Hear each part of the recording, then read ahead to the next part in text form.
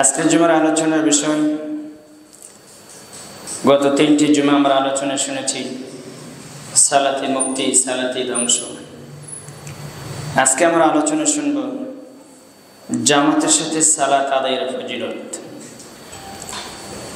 গত জুমায় একটা হাদিস আমি বলেছিলাম, যারা জামাতে সালাত আদায় করে না, আযান শোনার পরে যারা বাসায় সালাত আদায় করে, দুটি শর্ত বলেছি হাদিসের ভিতরে। একটি হচ্ছে ইল্লামিন উযুরিন, তার কোনো উজুর নাই।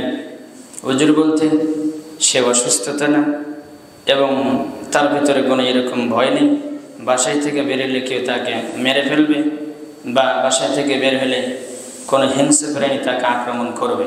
সেগুলো কি বর্তমান যেমন আসেনি? যদি থাকে আপনার হিংসা, এটা থাকে, কিন্তু হিংস্র প্রাণী নেই।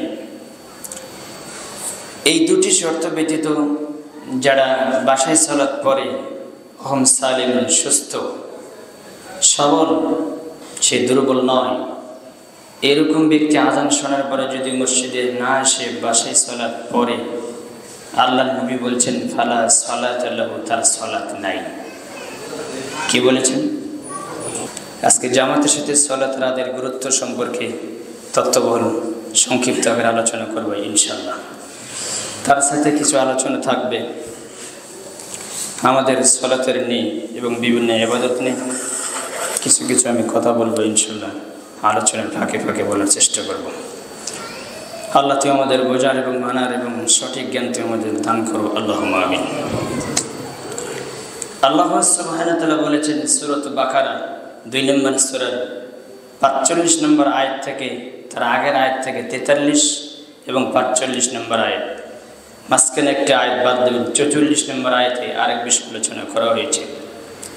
43 নম্বর আয়াতে সূরা বাকারায় আল্লাহ বলেছেন ওয়াকিমুস সালাহ, সালাত আদায় করো, ওয়াতুজ যাকাত, যাকাত আদায় করো, ওয়ারকাউ মা'আর রাকিন, রুকুকারীদের সাথে কি করো? তোমার বাসায় তুমি একলা সালাত আদায় করলে রুকুকারীর সাথে রুকু হবে? কথা বলেন না কেন? তাহলে আয়াত কথা বলে দেবেন, সরাসরি আল্লাহর আদেশ। ওয়াকিমুস সালাহ ওয়াতুজ যাকাত, সালাত কায়েম করো, কায়েম মানে সালাত পড়ো, ওয়াতুজ যাকাত, যাকাত আদায় করো, ওয়ারকাউ মা'আর রাকিন, রুকুকারীদের সাথে রুকু করো। এখানে রুকুকারীদের সাথে রুকু বলতে জামাতের সাথে সালাত পড়তে বলেছেন আল্লাহ সুবহানাহু ওয়া তাআলা, আল্লাহর সরাসরি আদেশ। তা আল্লাহর আদেশ মানে কি? এই জন্য সেইখানে কাবার এবং মক্কা মদিনার জ্ঞান মুক্তি যারা, তারা সেইখানে ফতোয়া দিয়েছেন যে যার উপর সালাত ফরজ হয়েছে, পুরুষ নারী নয়, যার উপর সালাত ফরজ হয়েছে, আপনার ছোট বড় সকলের উপরে ফরজ আইন এবং ফরজ, বাসায় থেকে এসে মসজিদে জামাতের সাথে সালাত আদায় করা ফরজ। সবাইকে মসজিদে এসে সালাত আদায় করতে হবে, জামাতের সাথে আদায় করতে হবে, এটা ফরজ আইন।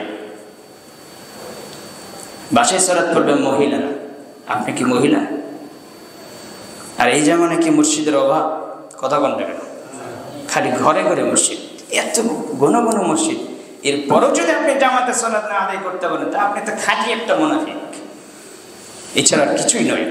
আপনি যতই কিছু বলতে যান, কঠিন আলোচনা মানে আপনি বলেন ইমাম সাহেবের আলোচনা কঠিন, আপনি কঠিন কি দেখেছেন? আমার আলোচনা করতে তো আমার চোখ মুখ লাল হয় না, রাসূল সাল্লাল্লাহু আলাইহি ওয়াসাল্লাম আলোচনা করতেন, তার চোখ মুখ লাল হয়ে গেছে। ওয়ালা সাউতে মনে কোন সৈন্যদলকে ধমক দিচ্ছেন। তো যে আপনি কোরআন সুন্নাহর ধার কাছে নেই, সামথিং ভাবে কিছু করেন, এটাই নিয়ে আপনি চলেন। আল্লাহ তুমি বোঝার এবং মানার তুমি তৌফিক দান করো, আল্লাহুম্মা আমিন। তাহলে এই আয়াত প্রমাণ করে ওয়ারকাউ মা'আর রাকিন, ওয়ারকাউ রুকু করো, মা মানে সাথে, মা মানে কি? সাথে। মা'আর রাকিন, যারা রুকু করতেছে তাদের সাথে রুকু করো। তাই আল্লাহ সুবহানাহু ওয়া তাআলা বলছেন রুকুকারীদের সাথে কি করো? রুকু করো। এটা আল্লাহ ফরজ করেছেন। অতএব জামাতের সাথে সালাত আদায় করা ফরজ আইন, আপনাকে করতেই হবে। ওই যে বলছিলেন উযুর, অসুস্থতা থাকলে পারবেন না, এবং যদি আপনার ভয়ভীতি থাকে, আশঙ্কা থাকে, শত্রু থাকে, বাসা থেকে বের হলে কোনো আক্রমণ হবে, তাহলে আপনি বের হবেন না। বাসায় সালাত আদায় করে নেবেন। তার শত্রুগণ থাকবে কেমনে? সালাত আদায় করতে শত্রু থাকবে। আল্লাহর নবীর জামানায় ছিল, সেটা তো বর্তমানে এখন নাই। যদি থাকেও তাহলে আপনি বাসায় সালাত পড়বেন। এছাড়া কোনো উজুর আমরা খুঁজে পাই না বর্তমানে। আমি পাই কোনো আলেম যদি পেয়ে থাকে তাহলে সে ফতোয়া দিতে পারে, বাসায় তিনি সালাত আদায় করে নেবেন, মসজিদে তোমাকে যেতে হবে না। তাহলে সে আলেমের নিজের ধর্ম ওঠে, কোরআন সুন্নাহর কথা না। আরেকটি আয়াত নেন আপনি, সূরা বাকারার 45 নম্বর আয়াত। আল্লাহ সুবহানাহু ওয়া তাআলা বলেন, ওয়াস্তাঈনু বিস-সাবরি ওয়াস-সালাহ, সালাত আদায় করো ধৈর্য সহকারে। ওয়াস্তাঈনু, এবং সালাতের মাধ্যমে কার কাছে সাহায্য চাও? আল্লাহর কাছে সাহায্য চাও। আল্লাহ বলছেন সালাত আদায় করো ধৈর্য সহকারে, ধীর স্থির ভাবে, এবং সালাতের মাধ্যমে তোমার চাহিদা কামনা বাসনা আল্লাহর কাছে তুলে ধরো, আল্লাহর কাছে সাহায্য চাও। এরপর আল্লাহ বলছেন ওয়া ইন্নাহা লাকাবীরাতুন ইল্লা আলাল খাশিন, ওয়া ইন্নাহা লাকাবীরাতুন, নিশ্চয়ই এই পাঁচ ওয়াক্ত সালাত জামাতের সাথে আদায় করা তাদের জন্য কঠিন। আল্লাহ বলছেন ওয়া ইন্নাহা লাকাবীর, কঠিন, তাদের জন্য কঠিন যারা পাঁচ ওয়াক্ত সালাত জামাতে আদায় করতে পারে না, তাদের জন্য কঠিন। যাদের ভিতরে ইল্লা আলাল খাশিউন, ইল্লা আলাল খাশিন, যাদের আল্লাহর ভয় নেই, যাদের ভিতরে কি নাই? আল্লাহর ভয় নেই। আল্লাহ বলছেন তাদের জন্য সহজ, তারাই পারে যারা আমি আল্লাহকে কি করে? ভয় করে। ওয়া ইন্নাহা লাকাবীরাতুন ইল্লা আলাল খাশিন, আল্লাহ সুবহানাহু ওয়া তাআলা বলছেন এই পাঁচ ওয়াক্ত সালাত জামাতে আদায় করা বড় কঠিন। তা আল্লাহ বলছেন কঠিন, তাহলে আপনার আমার কাছে কি হতে পারে? যে উভয় জগতের প্রতিপালক, যিনি সৃষ্টি করেছেন আপনাকে, তিনি বলছেন এটা বড় কঠিন। এক সপ্তাহ 3 দিন পাঁচ ওয়াক্ত সালাত জামাতের সাথে আদায় করে আপনি দেখাবেন আপনি কেমন মায়ের বেটা। তাহলে আপনি বুঝবেন যে হ্যাঁ আমি 5 জায়গায় নামাজ পড়ি। এত সহজ মনে করেন না, খুবই কঠিন। আল্লাহর দয়া ছাড়া হবে না। যারা পারে তারা আল্লাহর দয়ের উপরই পারে, তাছাড়া পারবেন না। 3 দিন, 1 সপ্তাহ, 1 মাস, 2 মাস পরে নাই, আছে না নেই? তো এটা আল্লাহর দয়া ছাড়া হবে না, আপনার চেষ্টা থাকতে হবে। তা আল্লাহ সুবহানাহু ওয়া তাআলা বলছেন ওয়া ইন্নাহা লাকাবীরাতুন ইল্লা আলাল খাশিন, তাদের জন্য সহজ হবে যারা আমি আল্লাহকে কি করে? ভয় করে। তো ভয় থাকলে সেটা আপনি পারবেন পাঁচ ওয়াক্ত সালাত জামাতে আদায় করেন। তো এই আয়াতে আল্লাহ সুবহানাহু ওয়া তাআলা বলছেন ওয়া ইযা কিলা লাহুম ইরকাউ লা ইরকাউন, সূরা মুরসাল 77 নম্বর সূরার 48 নম্বর আয়াতে দেখবেন আল্লাহ বলছেন তাদেরকে যখন বলা হয় আল্লাহর সম্মুখে নত হও, তাদেরকে যখন বলা হয় রুকু করো এবং রুকুকারীদের সাথে অংশগ্রহণ করো, তাদেরকে যখন বলা হয় আদেশসমূহ পালনের মাধ্যমে আল্লাহর আদেশ, আল্লাহ আদেশ করেছেন, তখন তারা নত হয় না। আল্লাহ বলছেন লা ইয়ারকাউন, তখন তারা কি হয় না? রুকু করে না, তারা নত হয় না। কার কাছে? আল্লাহর কাছে। তো রুকু করাটাও কার কাছে নত হয়? আল্লাহর কাছে নত হয়। তো আল্লাহ সুবহানাহু ওয়া তাআলা বলছেন তাদেরকে যখন বলা হয় রুকু করো এবং রুকুকারীদের সাথে অন্তর্ভুক্ত হও, তখন তারা রুকু করে না, অর্থাৎ সালাত আদায় করে না।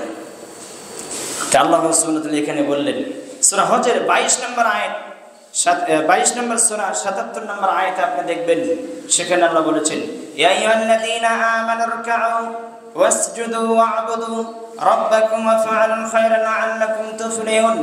হে মুমিনগণ, তোমরা রুকু করো, সিজদা করো আর তোমাদের প্রতিপালকের ইবাদত করো ও সৎ কাজ করো, যাতে তোমরা এর বিনিময়, রুকু করার বিনিময়, সিজদা দেওয়ার বিনিময়, ইবাদত করার বিনিময়, ভালো কাজের বিনিময় তোমরা পরকালে এবং দুনিয়াতে সফলতা অর্জন করতে পারো। কে বলছেন? আল্লাহ বলছেন। তা রুকু এবং সিজদা ইবাদতের মাধ্যমে সফলতা আছে। সফলতা আছে না নাই? আছে। আল্লাহ সুবহানাহু ওয়া তাআলা বলেছেন, তাহলে এই আয়াতের দ্বারা আপনাকে আমি কি বুঝালাম? যে আপনাকে সালাত আদায় করতে হবে, জামাতেই আদায় করতে হবে। তাহলে আপনি বলবেন ইমাম সাহেব আপনি তো বহুদিন আগে মাঝে মাঝে বলেছিলেন যে ফজরের সালাত আর আসরের সালাত বাসায় পড়ার কথা বলেছিলেন, বাসায় পড়া যাবে, একাই জামাত করে পড়া যাবে। জি, এটা আমি বলেছিলাম। মুসলিমের 6টি হাদিস আছে। আবু যার জিজ্ঞাসা করছেন 1497 নম্বর হাদিস, মুসলিম খুলে দেখবেন, সেখানে আল্লাহ রাসূল সাল্লাল্লাহু আলাইহি ওয়াসাল্লাম বলেছেন, আবু যার প্রশ্ন করছেন যে সালাত কোন টাইমে পড়া সবচেয়ে উত্তম? তখন আল্লাহ নবী বললেন আউয়াল ওয়াক্তে পড়া উত্তম। আল্লাহ আউয়াল ওয়াক্তকে সালাত পড়াকে ভালোবাসে। তখন আল্লাহ রাসূল সাল্লাল্লাহু আলাইহি ওয়াসাল্লামের সাহাবী আবু যর বললেন যে সালাতের টাইমে যদি দেরি হয়ে যায় তখন কি করব? তখন আল্লাহ নবী বললেন এমন সময় আসবে, এমন জামাত আসবে, সে সময় নেতা এবং ইমাম সালাতের টাইমকে মেরে ফেলবে মানে সালাতের টাইম একবারে পিছিয়ে দিবে, আউয়াল ওয়াক্ত পার করে ফেলবে। তখন আবু যর বলছেন তখন তাহলে আমরা কি করব? তখন আল্লাহ নবী বললেন তুমি আউয়াল ওয়াক্তেই সালাত আদায় করে নিবা, আউয়াল ওয়াক্তেই তুমি সালাত আদায় করে নিবা। পরে যদি তাদের সাথে জামাতে অংশগ্রহণ করতে চাও করবা, তাহলে আগেরটা ফরজ হবে, পরেরটা নফল হবে। তোমাকে আউয়াল ওয়াক্তেই সালাত আদায় করতে হবে। এই জন্য আমি বলেছিলাম, এবং আমি কেন বড় বড় বিদ্বান সকলে বলেছেন যে আসরের সালাত এবং ফজরের সালাত আপনি একই বাসায় সালাত আদায় করে নিতে পারবেন। তাহলে তারপরে ওদের সাথে যদি অংশগ্রহণ করতে পারেন তাহলে করবেন, না হলে না করবেন। কথা বোঝেন নেই? তবে এখানে কিছু একটা আপনার ফাঁকা আছে, গ্যাপ আছে। এই গ্যাপ আমি আলোচনার শেষের দিকে বলবো ইনশাল্লাহ। আপনি এই জামানায় যে এই সুযোগ খুঁজছেন, আল্লাহর নবীর জামানায় যে সাহাবীরা কত দূর থেকে পায়ে হেঁটে এসে জামাতে সালাত আদায় করেছেন মসজিদের নববীতে, আর আপনার এই জামানায় কত যানবাহন কত কি আছে, এই টাইমে আপনি এই উজুর খুঁজেন। আল্লাহ তুমি মাফ করো। আসলে আপনি কি প্রকৃত আল্লাহর বান্দা হতে পারবেন কিনা সন্দেহ আছে। যেহেতু আমি এটা সময় সাপেক্ষে বলবো, শেষের দিকে বলার চেষ্টা করব। একটা আয়াত নেন, সূরা কলম ৬৮ নম্বর আয়াত খুলবেন, ৬৮ নম্বর সূরা ৪৩ নম্বর আয়াত আপনি খুলে দেখবেন। সেখানে আল্লাহ সুবহানাহু ওয়া তাআলা বলেছেন, সূরাত কলম ৪৩ নম্বর আয়াত আপনি খুলে দেখবেন, আল্লাহ বলছেন ওয়াকাদ কানা ইয়াদউনা ইলা সুজুদ, আল্লাহ বলছেন যখন তাদেরকে ডাকা হতো ইলা সুজুদ, সিজদা দেওয়ার জন্য ডাকা হতো, মানে যখন আজান হতো, আজান মানে কি? আজান দিয়ে আপনাকে ডাকা হচ্ছে, হাইয়া আলাস সালাহ, কিসের দিকে আসো, আহ্বান করতেছে, আপনাকে ডাকতেছে।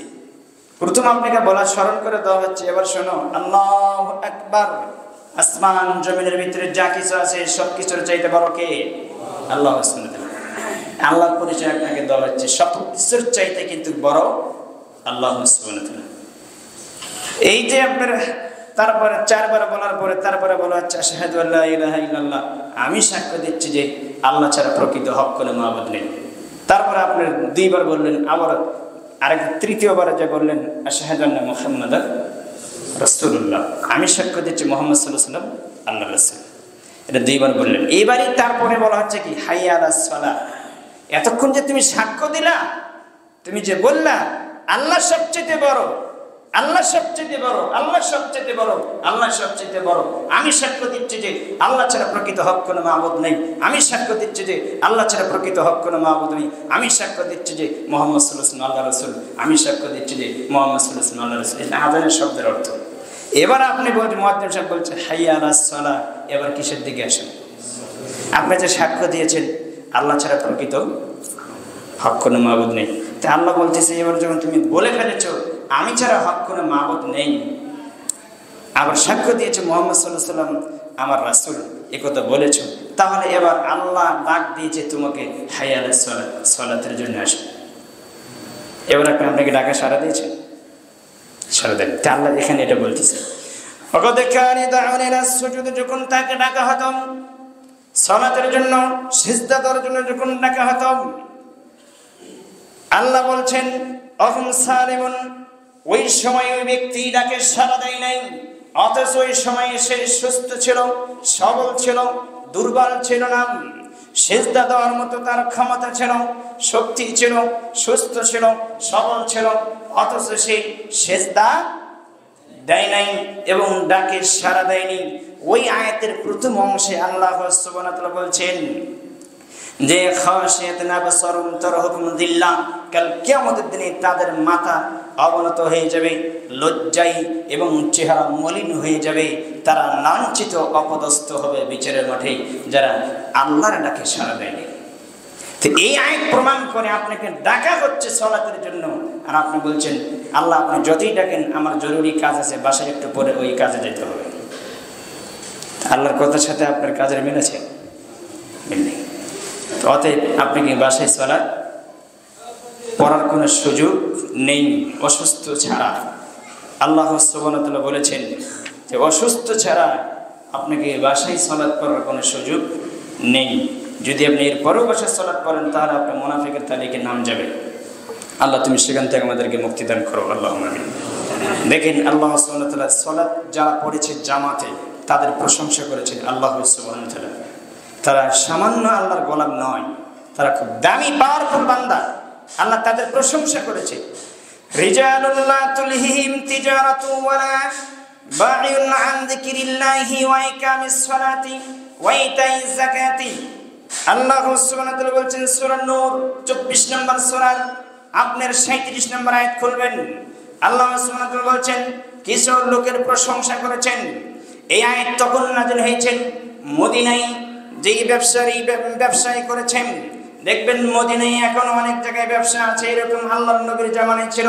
তারা যে ব্যবসা করেছে তরি তরকারি বিভিন্ন করে যে ব্যবসা করেছেন, উপরে তাবু ঝোলাই দিয়েছে, তাবু ঝোলাই দিয়ে নিচে আপনার মাল সামানা রেখেছেন।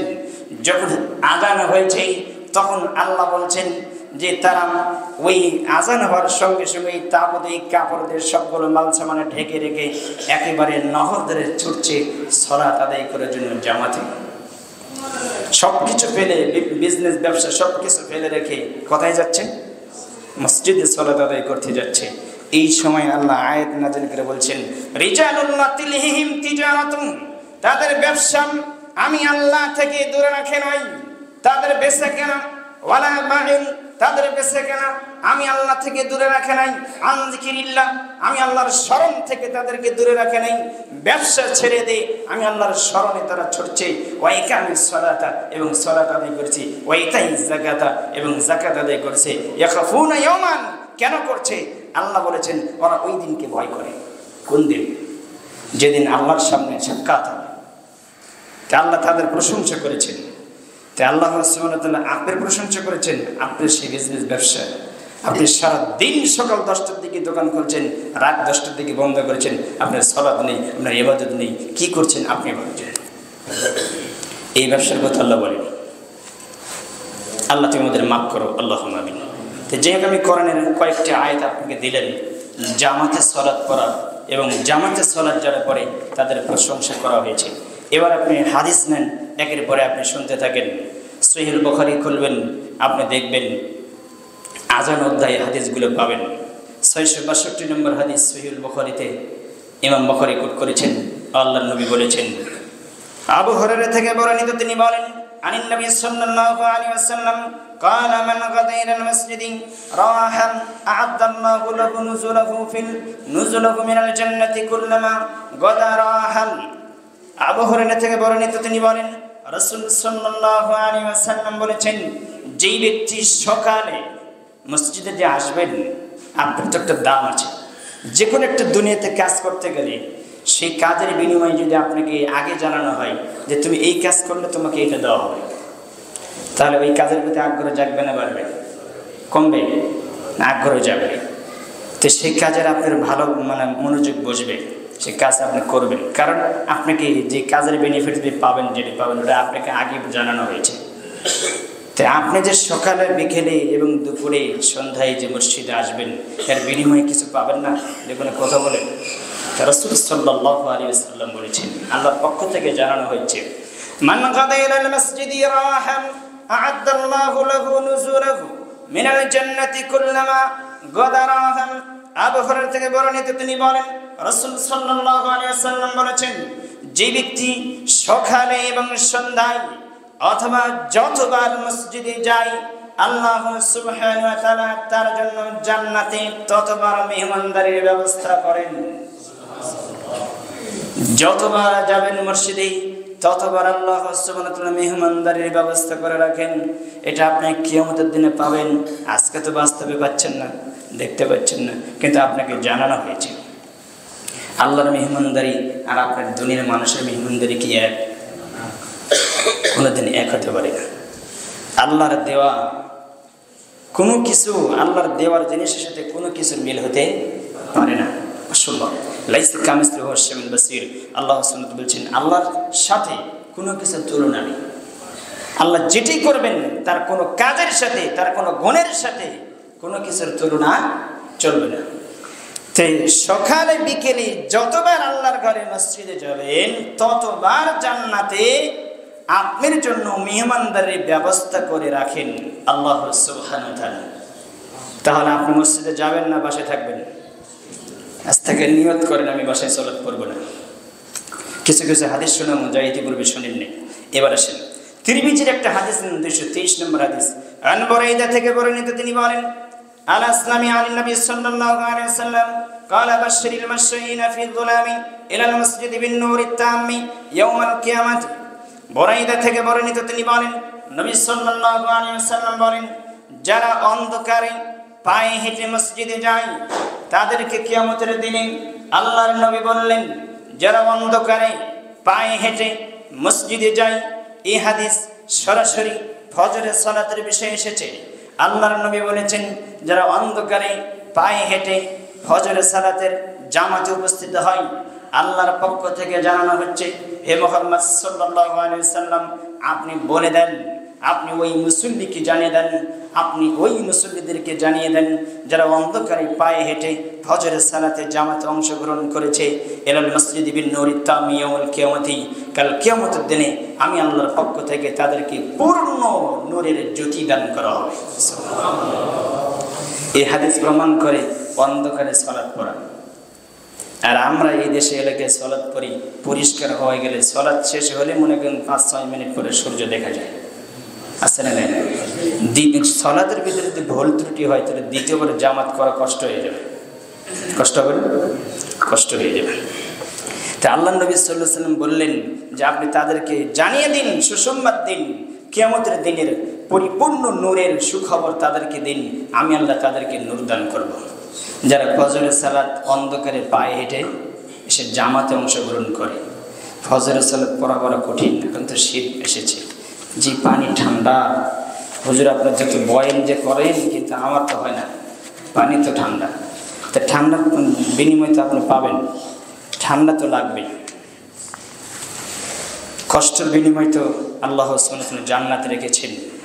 একটা আয়াত আমার স্মরণ হয়ে গেল, আপনি ওই আয়াতটা বাসায় যতদিন বেঁচে থাকবেন ততদিন শুধু মনে করবেন, তাহলে আপনার কষ্ট মনে হবে না। সে আয়াত কি? সূরা ইনশিকাক 94 নম্বর সূরা, 84 নম্বর সূরা, আপনার আয়াত নম্বর 6 সূরা ইনশিকাক। আপনি দেখবেন সেখানে আল্লাহ বলেছেন, ইয়া আইয়ুহাল ইনসানু ইন্নাকা কাদিহুন ইলা রাব্বিকা কাদহান ফামুলাকি।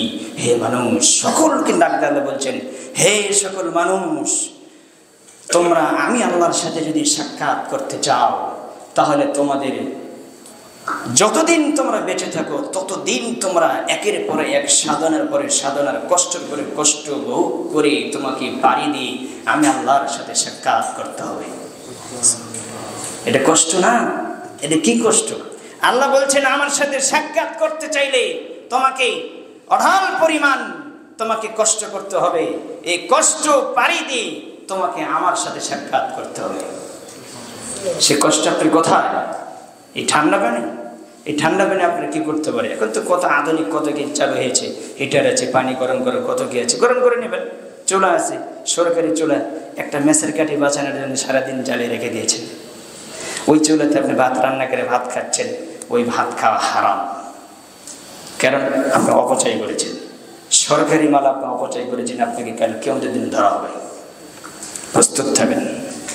একটা মেসের কাঠি নষ্ট করার ভয়ে আপনি ঠিক রাখার জন্য সারাদিন জ্বালিয়ে রাখছেন গ্যাস, অথচ এই গ্যাস আরেক জায়গায় পায় না। কথা ঠিক কিনা? এই অপচয়ের হিসাব দিতে হবে না? অবশ্যই আপনাকে দিতে হবে। প্রস্তুত থাকেন। সে বিষয়ে কিছু কথা বলবো আমি শেষের দিকে ইনশাআল্লাহ। আন উসমান থেকে বর্ণিত, তিনি বলেন, قال رسول الله صلى الله عليه وسلم من صلى العشاء في جماعة فكأنما قام نصف الليل ومن صلى الصبح في جماعة فكأنما صلى الليل كله رواه مسلم। রাসূল সাল্লাল্লাহু আলাইহি ওয়াসাল্লাম বলেন, উসমান রাদিয়াল্লাহু তাআলা বর্ণনা করেন, তিনি বলেন আল্লাহর নবী সাল্লাল্লাহু আলাইহি ওয়াসাল্লাম বলেছেন, মান সাল্লাল ইশা ফি জামাআতিন ফাকান্নামা, আল্লাহর নবী বলেছেন যে ব্যক্তি ইশার সালাত জামাতের সাথে আদায় করেছে, যে ব্যক্তি ইশার সালাত জামাতের সাথে আদায় করেছে, আল্লাহর নবী বলেছেন সে ব্যক্তি অর্ধেক রাত সালাত আদায় করার মতো নেকি পাবে। অর্ধেক রাত সে সালাত আদায় করেছে, সালাত রত অবস্থায় ছিলেন। আল্লাহর নবী বলেছেন যে ব্যক্তি ইশার সালাত জামাতে আদায় করেছেন সে ব্যক্তি অর্ধেক রাত কি করেছেন? সালাত আদায় করেছেন। এই পরিমাণ নেকি সে পাবে। এবার হাদিসের দ্বিতীয় পয়েন্টটা শুনেন। ফাকান্নামা কান ইসফাল লাইলি ওয়া মান সাল্লা সুবহা ফি জামাআতিন ফাকান্নামা সাল্লাল লাইলা কুল্লাহু। আল্লাহর নবী বলেছেন যে ব্যক্তি ফজরের সালাত জামাতে আদায় করেছেন সে ব্যক্তি সারা রাত সালাত আদায় করেছেন, এবং সারা রাত সালাত আদায় করলে যত নেকি হবে তত নেকি সে অর্জন করেছে।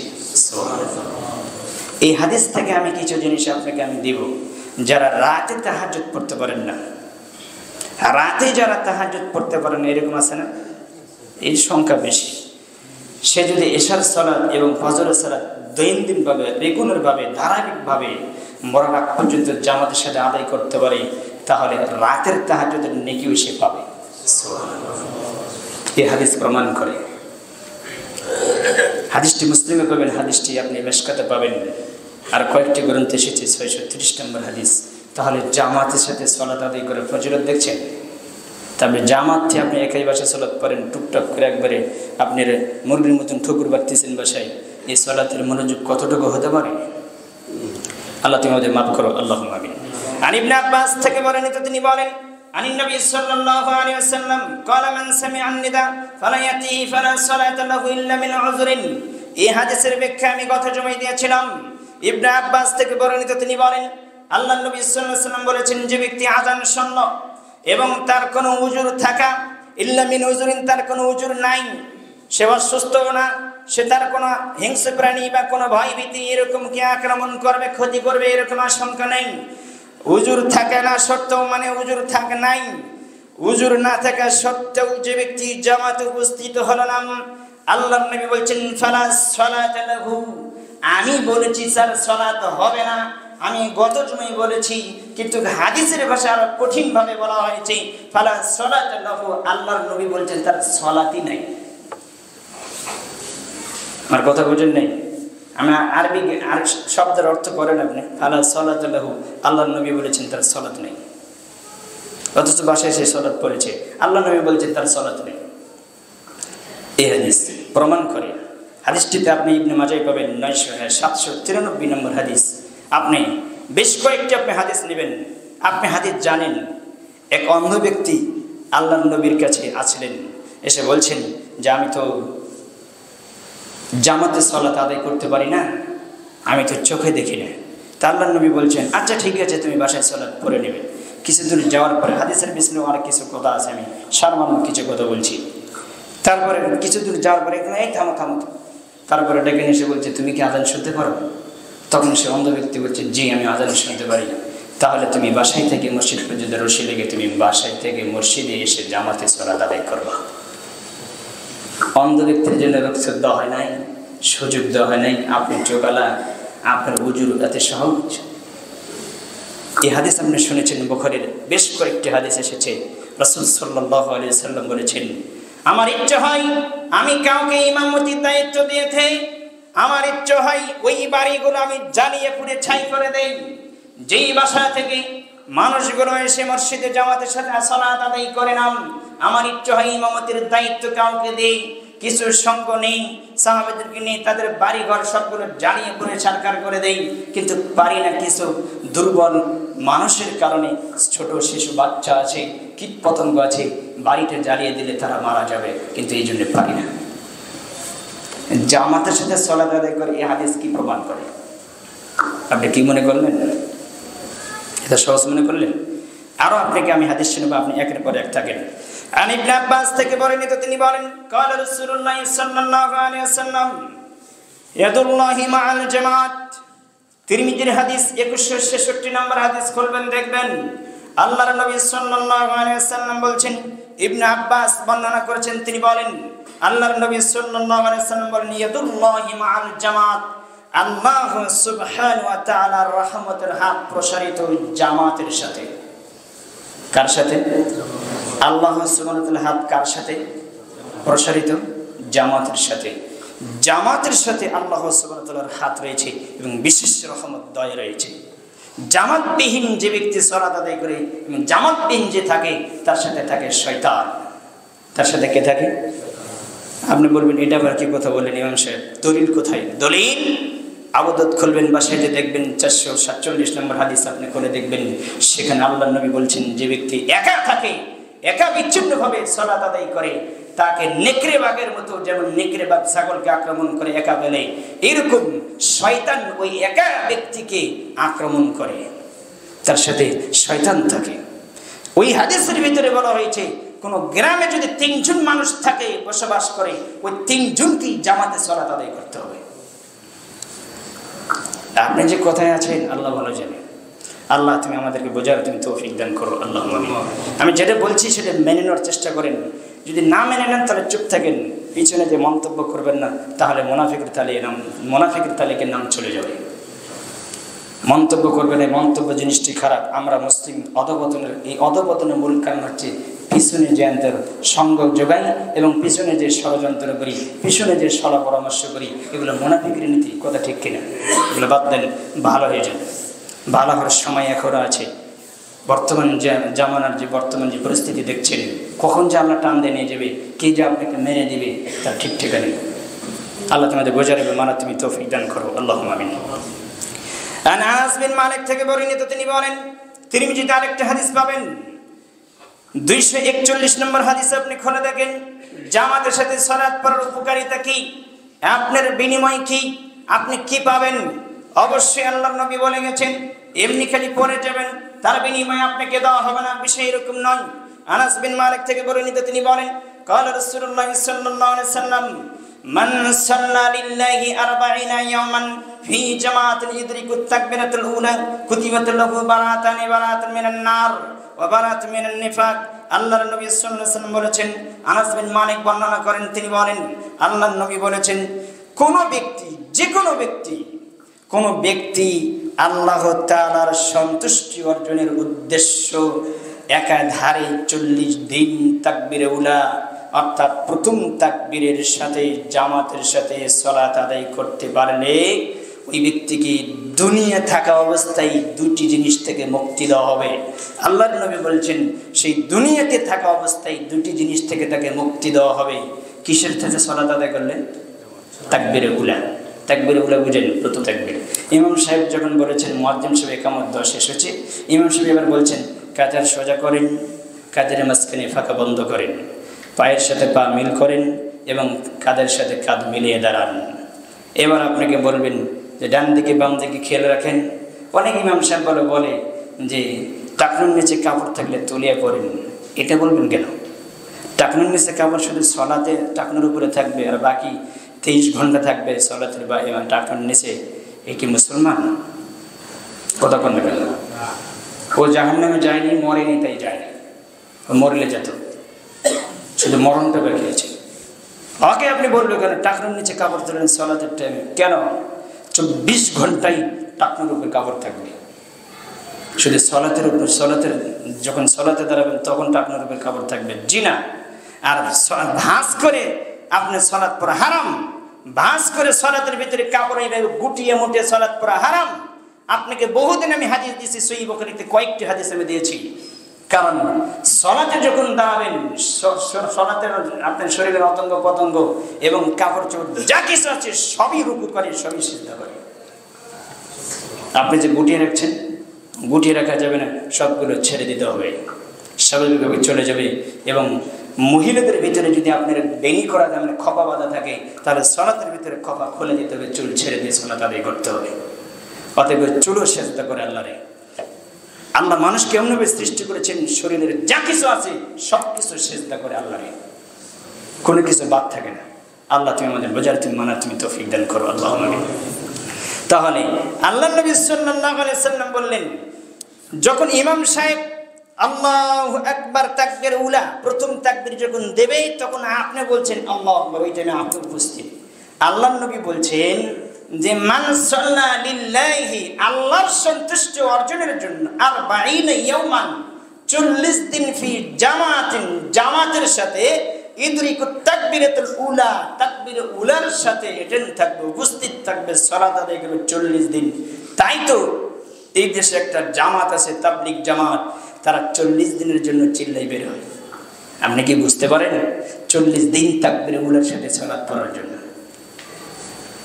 কথা বুঝেননি আমার? আসলে 40 দিন তাকবীর উলার সাথে সালাত পড়া বড় কঠিন। আবার যারা হজ করতে যায়, যারা অনেকেই হজ করতে গিয়েছেন, তারা দেখছেন, তারা বলছেন যে মক্কা থেকে যখন মদিনায় যাবে 5 দিন বা 8 দিন থাকবে, সেই দিন যে 40 ওয়াক্ত সালাত জামাতে করতে হবে, তারা বলে এটা মদিনায় গিয়ে করতে হবে। মিথ্যা কথা। এই হাদিস শুধু মদিনার জন্য খাস নাই, সারা পৃথিবী মানুষের জন্য খাস। যেই 40 দিন জামাতে তাকবীর উলার সাথে যেখানে হোক সালাত আদায় করবে, সেই ব্যক্তিকে দুটি জিনিস থেকে মুক্তি দেওয়া হবে। আল্লাহ নবী সাল্লাল্লাহু আলাইহি ওয়াসাল্লাম বলেছেন শুধু মদিনার জন্য খাস করা হয়নি, তারা ভুল বুঝেছে। তা আল্লাহ নবী বলছেন তাকবীর উলার সাথে যে 40 দিন জামাতের সাথে সালাত আদায় করবে, দুটি জিনিস থেকে দুনিয়াতে তাকে মুক্তি ঘোষণা করা হবে। এক, বারাআত মিনান নার, জাহান্নাম থেকে তার তালিকার নাম কেটে দেওয়া হবে, জাহান্নাম থেকে তাকে মুক্তি করে দেওয়া হবে। 2, বারাআত মিনান নিফাক, মুনাফিকের তালিকা থেকে তার নাম কেটে দেওয়া হবে। খবর কঠিন দুটো, জাহান্নাম থেকে মুক্তি দেওয়া হবে, মুনাফিকের তালিকা থেকে নাম কেটে দেওয়া হবে। এই জামানায় মুনাফিকই বেশি। তো মুনাফিকের তালিকা থেকে নাম কেটে দেবে আপনি কি সহজ মনে করলেন? জামাতের সাথে সালাত পড়লেই এই উপকার আছে। হাদিসটি আবার বলছি 241 নম্বর হাদিস, তিরমিজির হাদিস, বাসায় যে খুলবেন দেখবেন, একটু মাঝে মাঝে একটু পরীক্ষা করে দেখেন ইমাম সাহেব কি বলে। তদন্ত করে এসে যখন বুঝবেন না তখন এসে বলেন যে আপনি যা বলেছেন এটা মিল নাই। 8 বছর ধরে বলছি, কোনো ব্যক্তিতে আজ পর্যন্ত এসে বলতে পারলেন না যে এটা বলছেন এর সাথে মিল নেই। পিছনেতে ঘ্যান ঘ্যান করেন কেন? কথা বুঝেননি? প্রধানমন্ত্রীকে সারাদিন বসে থেকে আপনি যেখানে বসতেন বকতেছেন, কিন্তু সামনে যে জিরো, পারেন না কেন? সেখানে জিরো। উঠে খাতে যে কথা বলে এ আসলে ভালো মানুষ নয়, এ খারাপ মানুষের কাতারে চলে যাবে। যারা মানুষকে নিয়ে মন্তব্য করে এবং মানুষকে নিয়ে সমালোচনা করে, মানুষের প্রতি খারাপ ধারণা করে, এরা হচ্ছে মহাপাপী মানুষ, এরা হচ্ছে মরামের গোস্ত খায়।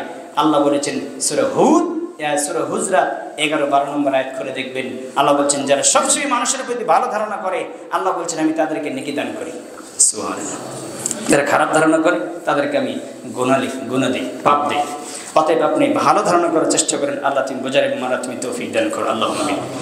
সহিহুল বুখারী আরেকটি খুলবেন, সহিহুল বুখারী খুলে দেখবেন 660 নম্বর হাদিস খুলে দেখবেন। সেখানে আল্লাহর নবী বলেছেন যে সাবাতুন ইউযিল্লুহুমুল্লাহু ফি যিল্লিহি ইয়াওমা লা যিল্লা ইল্লা যিল্লুহু। আল্লাহর নবী বলেছেন কাল কিয়ামতের দিনে আল্লাহর বিশেষ ছায়া ছাড়া, রহমতের ছায়া ছাড়া কোনো ছায়া থাকবে না। 1 মাইল দূরত্ব থেকে সূর্য তাপ দেবে 12টি মুখ দিয়ে, এবং সূর্যের তাপ এবং সূর্যের গরম এবং তাপে আপনার মাথার মগজ টকবক টকবক করতে থাকবে। আল্লাহর নবী বলেছেন আল্লাহর বিশেষ ছায়া ছাড়া সেদিন কোনো ছায়া থাকবে না। এই সূর্যের আলোকে ঠেকানোর মতো কোনো ছায়া থাকবে না। আল্লাহর নবী বলছেন সাচ্ছিরের ব্যক্তিকে আমি এই ছায়ার নিচে আশ্রয় দেব, নিরাপত্তা দেব, আমি জায়গা দেব। তারই আমি সবার নাম বলছি না, যে একজনের নাম শুধু আমি বলছি, যেটা আজকের যে আলোচনা। আল্লাহ রাসূল সাল্লাল্লাহু আলাইহি ওয়াসাল্লাম বলছেন যে 7 শ্রেণীর ব্যক্তি আল্লাহর আরশের ছায়ার নিচে অবস্থান করবে যতক্ষণ পর্যন্ত পৃথিবীতে জন্ম থেকে শুরু করে শেষ পর্যন্ত যতগুলো মানুষের বিচার না হবে ততক্ষণ পর্যন্ত তারা ওই ছায়ার নিচেই থাকবে। আল্লাহ নবী সাল্লাল্লাহু আলাইহি ওয়াসাল্লাম বলেছেন আরজুলুন কলবুহু মুআল্লাকুন ফিল মসজিদ, যার অন্তরটা সবসময় মসজিদের সাথে ঝুলন্ত থাকে। আল্লাহর নবী বলেছেন আল্লাহ সুবহানাহু ওয়া তাআলা এই ব্যক্তিকে আল্লাহর আরশের নিচে ছায়া দেবে।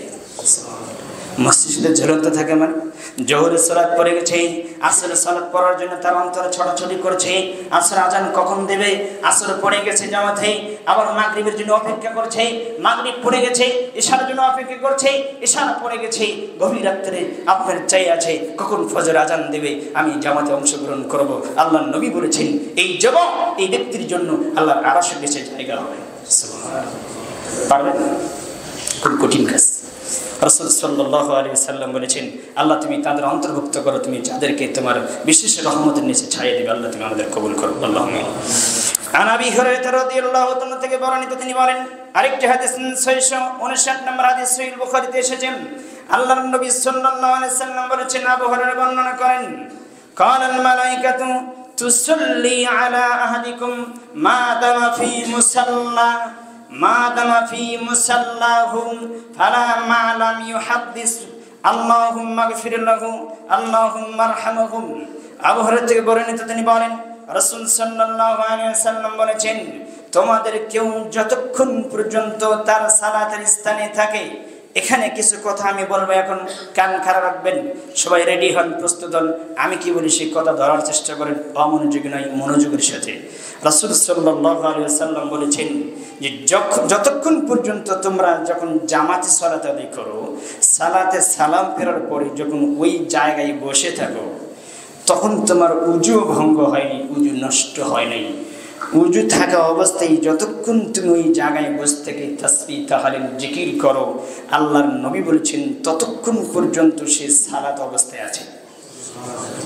এবং আল্লাহর নবী সাল্লাল্লাহু আলাইহি ওয়াসাল্লাম বলেছেন, ওই ব্যক্তির জন্য, মুসল্লির জন্য ফেরেশতারা দোয়া করে, আল্লাহুম্মা গফির লাহু, হে আল্লাহ তুমি মুসল্লিকে মাফ করে দাও। কে বলছে? ফেরেশতারা দোয়া করছে। ফেরেশতার দোয়া ফেরত আসবে না, ফেরেশতার দোয়া ফেরত আসে না, তারা আল্লাহর স্পেশাল বান্দা, পবিত্র বান্দা। তা আল্লাহর নবী বলেছেন, আল্লাহুম্মা গফির লাহু, এই ফেরেশতা ওই মুসল্লির জন্য দোয়া করে, আল্লাহ তুমি তাকে মাফ করে দাও। এবং বলে, আল্লাহুম্মা আরহামহু, আল্লাহ তুমি এই মুসল্লির প্রতি রহমত নাজিল করো। সুবহানাল্লাহ। তাহলে আপনি যে সালাম ফেরার সাথে চট করে উঠে যান, এত তাড়াহুড়ো কেন? 24 ঘন্টার ভিতরে 5 ওয়াক্ত সালাতে ধরেন আপনি 2 ঘন্টা সময় দেন, আর বাকি 22 ঘন্টা কি করেন? সালাতে এসেন একটা, আপনি আসরের সালাত ধরেন পড়তে 11 মিনিট 10 মিনিট, এর বেশি লাগে? আমার এখানের কথা বলছি আমি, 10 মিনিট থেকে 11 মিনিট, আইস হলে 12 মিনিট 13 মিনিট। মাগরিব তো আরো কম, এশার সালাতে একটু 15 মিনিট হয়, কতদিন 16-17 মিনিট হয়। ফজরের সালাত 15 মিনিট 16 মিনিট, এর বেশি হয় না। তো এই 15 মিনিট আপনি 5 ওয়াক্ত সালাত আপনি যোগ করে দেখেন তো, আর বাকি সময়গুলো কি করেন? এই সামান্য 15 মিনিট সময় বা আধা ঘন্টা 20 মিনিট সময় নিয়ে এসে এত তাড়াহুড়ো কেন?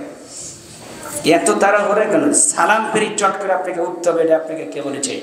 ওমর থেকে একটা হাদিস নেন, রাসূল সাল্লাল্লাহু আলাইহি সাল্লামের সাহাবী ওমর, বিচক্ষণ সাহাবী, যখন কোনো ব্যক্তি সালাম ফেরার পরে চট করে উঠে যেতেন, তখন ওমর রাদিয়াল্লাহু তাআলা তাকে তার দিকে পাথর ছুঁড়ে মারতেন। কি মারতেন? পাথর ছুঁড়ে মারতেন। তার মানে সালাম ফেরার পরে চট করে ওটা নিষিদ্ধ, ওঠা যাবে না। অন্তত আপনাকে বলতে হবে, আস্তাগফিরুল্লাহ আস্তাগফিরুল্লাহ আস্তাগফিরুল্লাহ, আল্লাহুম্মা আনতাস সালাম ওয়া মিনকাস সালাম তাবারাকতা ইয়া যাল জালালি ওয়াল ইকরাম। এই পর্যন্ত পড়ে আপনাকে উঠতে হবে, তাছাড়া আপনি উঠতে পারবেন না। আল্লাহ তুমি আমাদের বুঝদান করো, আল্লাহুম্মা আমিন। আমাদের ব্যস্ততা তুমি কমিয়ে দাও। এই হাদিস প্রমাণ করে। আরেকটি আপনি ওই হাদিসের শেষ অংশে নেন, রাসূল সাল্লাল্লাহু আলাইহি সাল্লাম বলছেন, যে ব্যক্তি ওই সালাতের স্থানে বসে থাকাকে ভালোবাসে, মহব্বত করে, আন্তরিকতার সাথে তাসবিহ তাহলিল পড়তেছে কিন্তু তাকে যেতে মন চায় না বাসায়, আল্লাহর নবী বলেছেন যতক্ষণই থাকবে ও ততক্ষণই সালাত অবস্থায় আছে। হাদিস সহিহ বুখারী। আল্লাহ তুমি বোঝার এবং মানার তুমি তৌফিক দান করো, আল্লাহুম্মা আমিন। এবার একটা হাদিস নেন, হাদিসটি আপনি আবু দাউদে পাবেন, 858 নম্বর হাদিস। রাসূল সাল্লাল্লাহু আলাইহি সাল্লাম বলছেন, রিফাঈ ইবনে রাফি থেকে বর্ণিত, তিনি বলেন, রাসূল সাল্লাল্লাহু আলাইহি সাল্লাম বলেছেন, লা তাতিম্মুস সালাতু আহাদিকুম হাত্তা ইয়াফআলা যালিকা, তোমাদের সালাত ততক্ষণ পর্যন্ত পূর্ণাঙ্গ হবে না।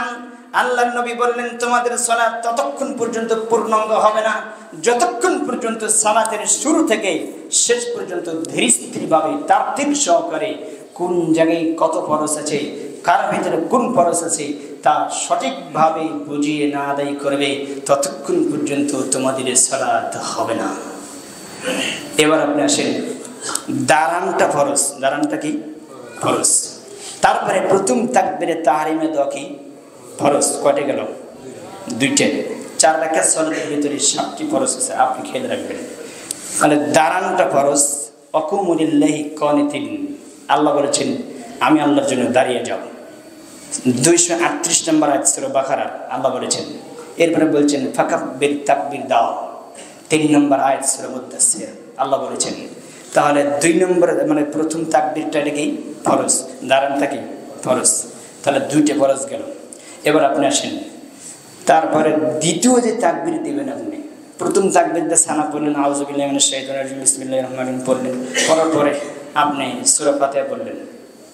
সূরা ফাতিহা পড়া কি ফরজ, কয়টা গেল? অন্য জায়গায় কিন্তু পড়া ফরজ না। ইমাম সাহেব পড়লে সব মুসল্লির ফরজ আদায় হয়ে যাবে।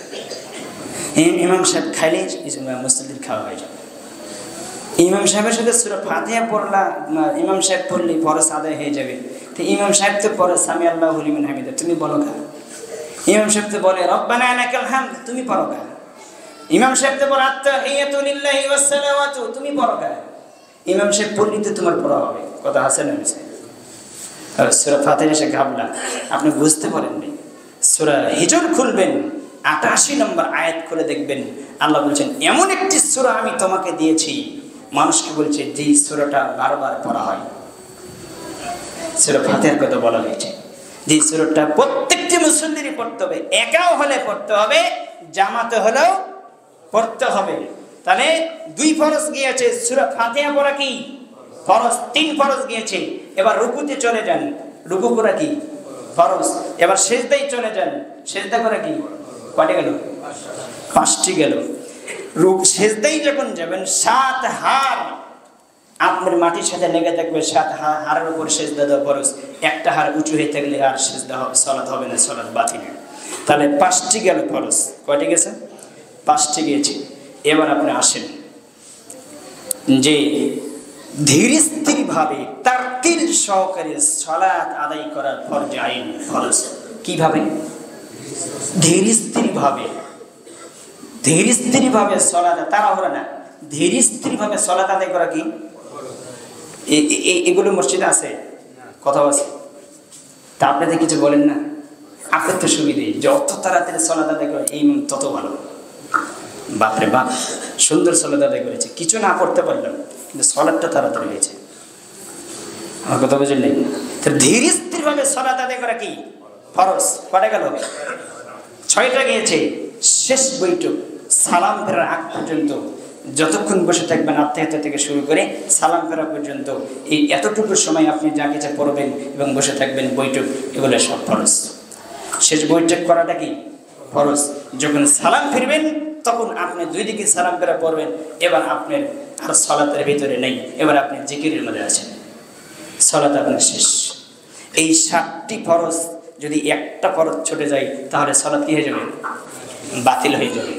এবার আমি অধিকাংশ মুসল্লি কি দেখতেছি, ইমাম সাহেব দাঁড়িয়ে গেছে, সালাত শুরু করে দিয়েছে, সালাত পড়তে পড়তে আপনি 1 রাকাতে চলে রুকু চলে গেছে। এখন আপনি এসেছেন, আপনি এখানে এসে রুকুতে যখন ইমাম সাহেব চলে গেছে তখন আপনি কি করবেন? আপনার কাজকে আপনাকে স্টিলে দাঁড়ান, দৌড়ান কেন? ইমাম সাহেব রুকুতে গেছে, আপনি ওখান থেকে দৌড়ে এসে রুকু ধরে লাগবে কেন? এটা কে বলেছে আপনাকে? মুসলিমের হাদিস সরাসরি আল্লাহ রাসূল সাল্লাল্লাহু আলাইহি ওয়াসাল্লাম নিষিদ্ধ করেছেন, সালাতের জন্য দৌড়ানো যাবে না। তা আপনি দৌড় উঠেছেন যে হাদিসের বেরখলাপ করেছেন। আপনি ধীর স্থিরভাবে এসে দাঁড়ান, ইমাম সাহেব গিয়েছে রুকু, এই রুকু কি আর পাওয়া যাবে না? আপনি কি রুকু দিতে জানেন না? রাসূল সাল্লাল্লাহু আলাইহি ওয়াসাল্লাম বলেছেন যে তুমি ধীর স্থিরভাবে দাঁড়াও, দাঁড়ানটা ফরজ। এবার তুমি ধীর স্থিরভাবে বুকে হাত না বাঁধলে হবে। প্রথম আপনি বলেন আল্লাহু আকবার, পরে আগে দাঁড়াছেন, প্রথম তাকবীর আল্লাহু আকবার, এটা কি ফরজ। এবার আপনি দ্বিতীয় যে তাকবীর দিচ্ছেন এটা হচ্ছে ওয়াজিব। এটা কি ওয়াজিব। দ্বিতীয় তাকবীর আবর্তে আল্লাহু আকবার বলে আপনি রুকুতে চলে যান। কিন্তু অধিকাংশ মুসল্লিকে আমি দেখতেছি দাঁড়িয়ে প্রথম তাকবীর দেই চলেছে কোথায়? ওয়াজিব যে চলে গেছে ওই সাহসটা কে দেবে? কথা কয় না।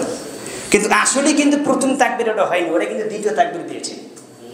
যে প্রথম তাকবীরটা তো ফরজ, ওতে প্রথম তাকবীর দেয়নি, দাঁড়ানোর পরেই তাকবীর মানে কোথায় গেছে? রুকুতে চলে গেছে। দ্বিতীয় তাকবীর ওয়াজিব তাকবীর দিয়েছে, ফরজ তাকবীর ছুটে গেছে, ওই সালাতটা তাকে আবার পড়তে হবে, সালাত হয়নি। আল্লাহ তুমি বোঝার, তুমি মানার, তুমি তৌফিক দান করো, আল্লাহুম্মা আমিন। সালাত এত সহজ মনে করেন না, সালাত আপনাকে মনোযোগের সাথে খেয়াল করে সালাত আদায় করতে হবে। এই জন্য আল্লাহ নবী বলছেন না তাতিম্মু সালাতাহু, আহাদিকুম হাত্তা ইয়াফআলা যালিকা, তোমাদের সালাত পূর্ণাঙ্গ হবে না শুরু থেকে শেষ পর্যন্ত যা কিছু আছে একবারে আপনাকে সুন্দর করে তারতিলের সাথে আদায় করতে পারলে তাহলে সালাত হবে, তা না হলে সালাত হবে না, আল্লাহর নবী বলেছেন। হাদিসটা আবু দাউদে পাবেন 858 নম্বর হাদিস। আবু কাতাদা থেকে বর্ণিত, তিনি বলেন রাসূল সাল্লাল্লাহু আলাইহি ওয়াসাল্লাম বলেছেন, আসওয়াউন নাসি সারিকাতুল লাযী ইয়াসরিকু মিন সালাতিহি। ক্বালু ইয়া রাসূলুল্লাহ সাল্লাল্লাহু আলাইহি ওয়াসাল্লাম ওয়া কাইফা ইয়াসরিকু মিন সালাতিহি? ক্বালা লা ইয়াতিমু রুকুআ ওয়া লা সুজুদাহা। আল্লাহর নবী বলেছেন, সবচেয়ে চুরির জগতে সবচেয়ে বড় চোর ওই ব্যক্তি, চুরির জগতে সবচেয়ে বড় চোর ওই ব্যক্তি যে ব্যক্তি সালাত চুরি করে। সাহাবীরা কোন প্রশ্ন করলেন, ক্বালু ইয়া রাসূলুল্লাহ সাল্লাল্লাহু আলাইহি ওয়াসাল্লাম ওয়া কাইফা ইয়াসরিকু? সালাত আবার কিভাবে চুরি করে? আপনি যে বলছেন সালাত চুরি করে, আল্লাহর নবীকে সাহাবীরা প্রশ্ন করছে যে ওয়া কাইফা ইয়াসরিকু, কিভাবে সালাত চুরি করে আপনি বলছেন? তখন আল্লাহ নবী বলছেন, সালাতিহি, সালাত কিভাবে চুরি করে জানো? ক্বালা লা ইয়াতিমু রুকুহা, যে ব্যক্তি রুকু ঠিকমতো আদায় করে না, ক্বালা সুজুদাহা, যে ব্যক্তি সিজদা ঠিকমতো দেয় না, খালি যাচ্ছে আর উঠতেছে, কি যে পরে রুকু পিঠ না যেতে আপনার দাঁড়ায় গেছে, না দাঁড়াতে আবার রুকু সিজদায় চলে গেছে। আল্লাহ নবী বলছেন, পৃথিবীর জমিনের যত চোর আছে সবচেয়ে বড় চোর হচ্ছে এই ব্যক্তি যে ব্যক্তি রুকু সিজদা চুরি করে। রাসূল সাল্লাল্লাহু আলাইহি ওয়াসাল্লাম বলেছেন, এই সালাতকারী ব্যক্তি কাল কিয়ামতের দিনে ফেরাউনের সাথে জাহান্নামে থাকবে। যেটা গত জুমে একটা হাদিস আমি বলেছি, মনে আছে কিনা আল্লাহ বলে জানেন। উমাইয়া ইবনে কাব থেকে বর্ণিত, তিনি বলেন, ক্বালা সাল্লাল্লাহু বিনা রাসূলুল্লাহ সাল্লাল্লাহু আলাইহি ওয়াসাল্লাম। আল্লাহর নবী সাল্লাল্লাহু আলাইহি ওয়াসাল্লামের বিষয়ে উমাইয়া ইবনে কাব বলছেন, একদা আল্লাহর নবী আমাদের সালাত পড়ালেন, ফজরের সালাত পড়ালেন, ইয়ামাস সুবহা, ফজরের সালাত আদায় করলেন। ফাকালা আশাহিদুন ফুলানুন, সালাতের সালাম ফেরার পরে আমাদের দিকে মুখ করলেন, মুখ করে জিজ্ঞেস করলেন আমাদেরকে। সাহাবীরা বলছেন যে আশাহিদুন ফুলানুন, অমুক ব্যক্তিকে আজকে ফজরের সালাতে উপস্থিত হয়েছে? সাহাবীরা বললেন কলুলা, উপস্থিত হয়নি। ক্বালা আশাহিদুন ফুলানুন, আবার জিজ্ঞাসা করলেন অমুক ব্যক্তি কি ফজরের সালাতে উপস্থিত হয়েছে? আল্লাহ নবী বললেন, সাহাবীরা বললেন কলুলা, উপস্থিত হয়নি। তারপর আল্লাহ নবী বললেন, ক্বালা ইন্না হাতাইনিস সালাতাইনি আসকালুস সালাওয়াতি আলাল মুনাফিকিনা ওয়ালাউ তা'লামুনা মা ফীহিমা লা'তাইতুমুহুমা ওয়ালাউ হাবওয়ান আলাল রুকবাই। আল্লাহর নবী বলছেন রুকাবি। আল্লাহর নবী সাল্লাল্লাহু আলাইহি ওয়াসাল্লাম বললেন, শুনে রাখো সাহাবীরা, ফজরের সালাত আর ইশার সালাত সবচেয়ে বেশি ভারী হচ্ছে মুনাফিকের জন্য। ফজরের সালাত আর ইশার সালাত সবচেয়ে বেশি হলো ভারী হলো কাদের জন্য? মুনাফিকদের জন্য। এই কথা বলে আল্লাহ নবী বলছেন, ওয়ালাউ তা'লামুনা মা ফীহিমা লা'তাইতুমুহুমা ওয়ালাউ হাবওয়ান। আল্লাহ নবী বলছেন, মানুষ যদি জানতো, তোমরা যদি জানতে যে ইশার সালাতে ফজরের সালাতে কি পরিমাণ নেকি আছে, কি পরিমাণ নেকি আছে ইশার সালাতে ফজরের সালাতে যদি তোমরা জানতে, তাহলে তোমরা হামাগুড়ি দিয়ে হলেও, তোমাদের হাত পাও না হলেও, তোমরা গোর পাড়তে হামাগুড়ি দিয়ে হলেও তোমরা জামাতে অংশগ্রহণ করতে। ইশার সালাতে ফজরের সালাতে কি আছে যদি তোমরা জানতে পারতে, কি বুঝলেন? অথচ ফজরের সালাতের আপনার গুরুত্বই নেই। আল্লাহ তুমি বোঝার তুমি তৌফিক দান করো। হাদিসটা আবু দাউদে পাবেন 554 নম্বর হাদিস। এবার একটা হাদিস নেন, এই যে কিছুক্ষণ আগে আমি বলেছিলাম, যে হাদিসের কথা বলেছিলাম আপনাকে বলেছিলেন, আপনি বলছেন যে চতুর্দিক তো আপনাদের হানাফি মসজিদ, হানাফি মসজিদেতে কি আছে? সালাত আদায় করবেন তাদের সাথে। যদি তারা সালাতের আওয়ালের উক্ত মেরে ফেলে, আসরের সালাত এবং ফজরের সালাত, তাহলে আপনি বাসায় আদায় করেন, পরে জামাতে অংশগ্রহণ করবেন তাদের সাথে। আগেরটা খরচ হবে, পরেরটা নবল হবে। হাদিস মুসলিম 1497 নম্বর হাদিস। তো এখন আপনি দেখতেছেন যে তাহলে কী করবো? তো আপনার বাসা থেকে তো আমাদের মসজিদ বেশি দূরে না, কী করবেন? বেশি কি দূরে? সেই কথা আমি বলছি। আবু দাউদের হাদিস আপনি করবেন 556 নম্বর হাদিস। আবু হুরায়রা থেকে বলেন, তিনি বলেন, আনিন নবী সাল্লাল্লাহু আলাইহি ওয়াসাল্লাম ক্বালা আল আবআদু ফাল আবআদু ফিল মসজিদি আ'যামু আজরান। আবু হুরায়রা থেকে বলেন, তিনি বলেন নবী সাল্লাল্লাহু আলাইহি ওয়াসাল্লাম বলেছেন, মসজিদ থেকে যার বাসস্থান, বাসা যত দূরে হবে, আল্লাহর নবী বলছেন মসজিদ থেকে যার বাসা যত দূরে হবে, আল্লাহর নবী বলছেন সে তত বেশি সওয়াবের অধিকারী হবে, নেকির অধিকারী হবে। কারণ মুসলিমের হাদিস 1556 নম্বর হাদিস আপনি খুলবেন, সেখানে আল্লাহর নবী বলেছেন, কোনো ব্যক্তি যখন বাসা থেকে বের হবে একটা করে পা ফালাবে, আল্লাহ বলছেন, আল্লাহর নবী বলছেন তার পাপ ক্ষমা করে দেওয়া হবে। একটা করে পা ফালাবে, তার পাপ ক্ষমা করা হবে। যতগুলো পা ফালাবে শুধু পাপ ক্ষমা করা হবে, পাপ ঝরে যাবে। আরেকটা পা তুলবে, কদম বাড়াবে, তার মর্যাদা বৃদ্ধি করে দেওয়া হবে। আসাবি খয়রিন মাতাবি খয়রিন, রাসূল সাল্লাল্লাহু আলাইহি ওয়াসাল্লাম বলেছেন, মরলেও জান্নাতে যাবে, বাঁচলেও জান্নাতে যাবে। এই বাক্য আপনাকে আমি কি দেবো যায়? 5 ওয়াক্ত নামাজের অবস্থা, তবে নামাজি তো সেই নামাজই হতে হবে, সেটাও আমি বলবো, মানে সময় হলেও হবে, না হলে না হবে। রাসূল সাল্লাল্লাহু আলাইহি ওয়াসাল্লাম বলেছেন যে তোমরা জামাতে সালাত আদায় করো। এবার একটা হাদিস আমি বলছি, আবু দাউদের 557 নম্বর হাদিস, আপনি খুলবেন, বাসায় দেখবেন। উবাই ইবনে কাব বলছেন, রাসূল সাল্লাল্লাহু আলাইহি ওয়াসাল্লামের জামানায় আমরা যখন উপস্থিত ছিলাম, এক ব্যক্তির বাসা ছিল মদিনা থেকে, মসজিদে নববী থেকে অনেক দূরে, বহু দূরে। সে 5 ওয়াক্ত সালাত পায়ে হেঁটে এসে জামাতে অংশগ্রহণ করত। উবাই ইবনে কাব বলছে, আপনাকে আমি বললাম, ওই ব্যক্তিকে আমি বললাম যে মিন যালিকার রাজুলু ওয়া কানা লা তুখতিউহু সালাতু ফিল মসজিদি ফাকুলতু। আল্লাহর নবীর ওই সাহাবী উবাই ইবনে কাব বলছেন, উবাই ইবনে কাব বলছেন ওই সাহাবীকে বলছেন, আপনি তো পারলে একটা সাহারি কিনতে পারেন, একটা সাহারি, একটা গাদা কিনে নেন, গাদা খরিদ করেন, সেই গাদার উপর সাওয়ার হয়ে আপনি আরোহণ করে মসজিদে নববীতে এসে জামাতে সালাত আদায় করবেন। তখন রাসূল সাল্লাল্লাহু আলাইহি ওয়াসাল্লামের ওই সাহাবী বলেন যে আমি চাই না যে আমার বাসা মসজিদের কাছে হোক। সে সাহাবী বলছে, আমি চাই না আমার বাসা কোথায় হোক, মসজিদের কাছে হোক, আমি এটা চাই না। তখন এই সাহাবী আল্লাহর নবীকে বললেন, যে এই সাহাবীতে এই কথা বলে, এই কথাটা আল্লাহর নবী পর্যন্ত পৌঁছে গেলেন। তখন ওই ব্যক্তিকে জিজ্ঞাসা করা হলো, তুমি এইভাবে কথা বলেছো? তখন তিনি বলছেন, আমি এইভাবে বলিনি, আমি যেভাবে বলেছি তিনি বুঝতে আরেকটা বুঝেছি। আমি বলছি যে মসজিদের কাছে আমার বাসা হোক, আমি এটা চাই না, কারণ আমি দূর থেকে আসি, এই কারণে আমার একটা আকাঙ্ক্ষা আছে, আশা আছে আল্লাহর প্রতি, আমি সেই আশার জন্য, সেটা পাওয়ার জন্য আমি এত দূর থেকে মসজিদে চলে আসি।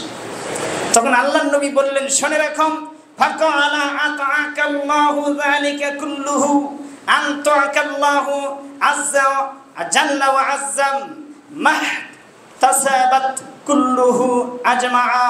আল্লাহর নবী বললেন, শুনে রাখো, তুমি যে আশা করেছো আমার পক্ষ, আল্লাহর পক্ষ থেকে আমার কাছে ওই হয়েছে, তুমি যে আশা করেছো আল্লাহ তোমার আশাটা পূরণ করে দিয়েছেন। রাসূল সাল্লাল্লাহু আলাইহি ওয়াসাল্লাম বললেন, শুনে রাখো, তুমি যা চেয়েছো আল্লাহ তা পরিপূর্ণ দিয়েছেন।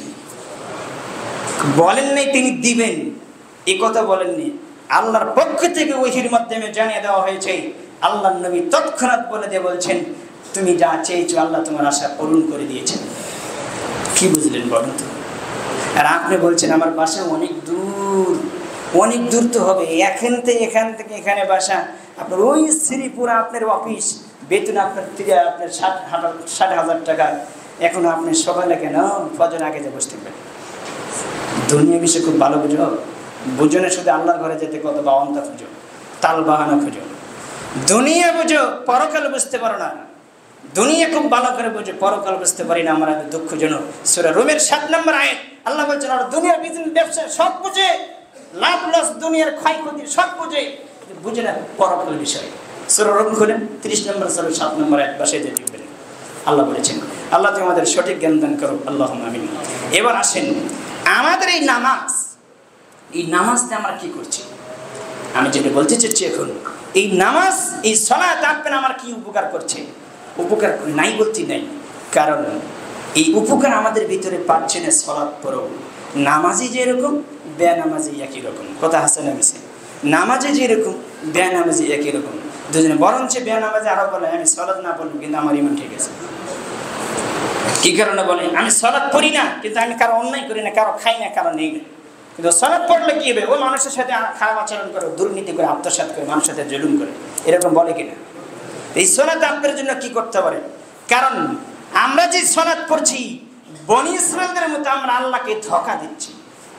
কি ধোঁকা দিচ্ছি? সালাত পড়ে অন্যায় ঠিকই করছি, এই অন্যায় করে সালাতের মাধ্যমে বুঝাচ্ছি, মানে আল্লাহকে ফাঁকি দিচ্ছি, পাপ করতেছি না, মানে সালাতে আল্লাহকে ধোঁকা দিচ্ছি। এই সালাতে সাধারণ মানুষকে ধোঁকা দিচ্ছি, মানুষকে ধোঁকাই ফেলে দিচ্ছি। এই সালাত, এই দাড়ি, এই পোশাক, আমরা মানুষকে ধোঁকা দেওয়ার জন্য এগুলো করতেছি, আসলে প্রকৃতপক্ষে আল্লাহর জন্য নয়। কারণ আমাদের ভিতরে সবচেয়ে, আমি 1 সপ্তাহ ধরে গবেষণা করে আমি দেখলাম, এই সালাত, এই যাকাত, এই দান, তাসবিহ, তাহলিল, জিকির, হজ আমাদের কোনো উপকারে আসছে না, কারণ আমাদের ভিতরে ন্যায় প্রণতা নেই। কি নেই বলেন তো? ইসলামের সবচেয়ে বড় জিনিস সেটা হচ্ছে ন্যায়পরায়ণতা। ইসলামের সবচেয়ে বড় দামি জিনিস সেটা কি? ন্যায়পরায়ণতা। পাঁচ ওয়াক্ত সালাত, আপনি বলবেন যে রাষ্ট্রীয় মানে পাঁচ ওয়াক্ত সালাত, রাষ্ট্রীয় মানে যাকাত, রাষ্ট্রীয় মানে আপনি বলবেন সিয়াম, রাষ্ট্র মানে হজ। জি না, এগুলো হচ্ছে পরে।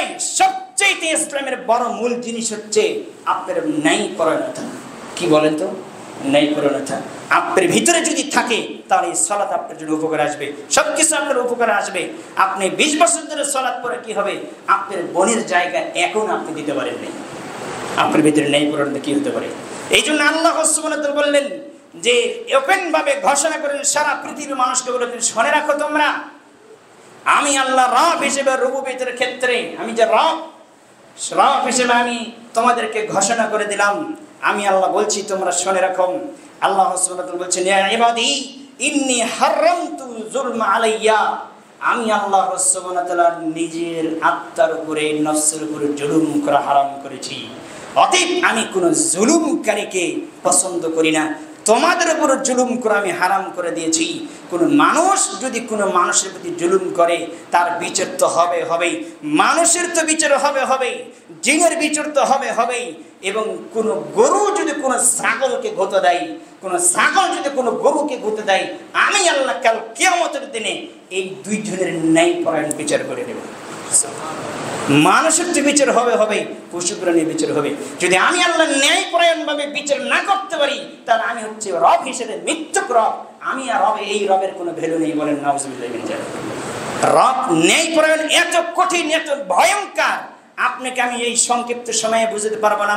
যে রাষ্ট্রের ন্যায়পরায়ণতা নেই সেটা ইসলামী রাষ্ট্র হতে পারে না।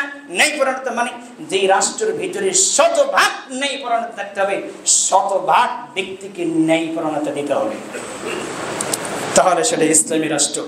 যে রাষ্ট্রতে সালাত আছে, সিয়াম আছে, যাকাত আছে, হজ আছে, দান খয়রাত আছে, কিন্তু ওই রাষ্ট্রের ভিতরে ন্যায়পরায়ণতা নেই, মানে 20 লক্ষ টাকা, 20 কোটি টাকা আমি আপনাকে আমানত হিসেবে দিয়েছি, আপনি আমাকে সেই আমানত রক্ষা করতে পারেন নাই, এই টাকা আপনি মেরে খেলে ফেলেছেন, আপনি জুলুমকে আত্মসাৎ করেছেন, তাহলে এই রাষ্ট্র ইসলামী রাষ্ট্র না, এই রাষ্ট্র মিথ্যুক রাষ্ট্র। কথা আমার বুঝেন নেই? তাহলে আপনি এবার তাকিয়ে দেখেন মুসলমানের ভিতরে অধপতন কেন? আজকে মুসলিম কেন অধপতন? মুসলিমের ভিতরে ন্যায়পরায়ণতা নেই, মুসলিমের ভিতরে সত্যবাদিতা নেই, মুসলিমের ভিতরে আমানতদারিতা নেই। আজকে মুসলিমের ভিতরে আমানত নষ্ট হয়ে গেছে, সত্যবাদী নষ্ট হয়ে গেছে, ন্যায়পরায়ণতা নষ্ট হয়ে গেছে। ছেলের প্রতি বাপ কোনো ন্যায়পরায়ণতা নেই, এবং বাপের প্রতি ছেলের কোনো ন্যায়পরায়ণতা নেই। কোথাও আপনি খুঁজে পাবেন না। আজকে মুসলিমের জন্য সবচেয়ে একটা পাপ সহজ হিসেবে হয়েছে, সহজ সবার কাছে সহজ, সেটা হচ্ছে মিথ্যা বলা। সেটা আপনার ইমাম কন আর আলেম কন আর সাধারণ মানুষ খান, বিজনেসি ব্যক্তি কন, রাষ্ট্রীয় ব্যক্তি কন, যেই হোক না কেন, যে যেখানে যে সেক্টর আছে সবারই কাছে হচ্ছে মিথ্যা কথা বলা। আছে আমানতদার আছে, সত্যবাদিতা আছে নেই। আপনি বলবেন আমি সুই আকীদার মানুষ, জি না।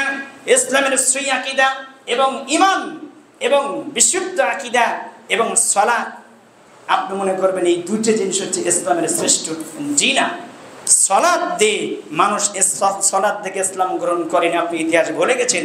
আপনি সালাত দিয়ে এবং ঈমানের উপর ভিত্তি করে আপনি ইসলাম গ্রহণ করেনি। মুহাম্মদ সাল্লাল্লাহু আলাইহি ওয়াসাল্লাম এমন একজন ব্যক্তি ছিলেন এবং তার ভেতরে ব্যক্তিত্ব ছিল, তিনি জন্মগতভাবেই তিনি ছিলেন ন্যায়পরায়ণশীল, তিনি জন্মগতভাবেই তিনি ছিলেন সত্যবাদী, তিনি জন্মগতভাবেই তিনি ছিলেন আমানতদার। 40 বছর পরে তার কাছে নবুয়ত এসেছে এবং 40 বছর আগ থেকে, এক থেকে শুরু করে 40 বছর পর্যন্ত জীবনে কোনোদিন তিনি মিথ্যা কথা বলেন নাই। তার জন্মগতভাবে তিনি সত্যবাদী ছিলেন। এই 40 বছরের ভিতরে নবুয়তের আগ পর্যন্ত তিনি কারো টাকা আত্মসাৎ করেনি, আমানত নষ্ট করেনি। আপনি তাকিয়ে দেখেন, কোন চাকরের সাথে, কোন কাজের বউয়ের সাথে, কোন দাসের সাথে, কোন আপনার নিম্ন পর্যায়ের শ্রেণী মানুষের সাথে কারণ ন্যায়পরায়ণতা, বেগুনতা ঘটায়নি, অন্যায়পরায়ণতা করেনি। আপনি একটু দেখাতে পারবেন না। এরই উপর ভিত্তি করে ইসলামে মানুষ দলে দলে ঢুকেছে। আপনি তাকিয়ে দেখেন সে উমরের জীবনে, আবু বকরের জীবনে আপনি তাকিয়ে দেখেন, আবু বকরের কি নামাজের সমস্যা ছিল? নামাজ কম পড়েছে, তাহাজ্জুদ কম পড়েছে, তিনি কি হজ করে নাই এবং ভালো কাজ করে নাই? তাহলে তিনি এই কাজ কেন করলেন? আপনার মদিনা থেকে, মসজিদে নববী থেকে জেরুজালেম হচ্ছে আপনার 1200 কিলোমিটার।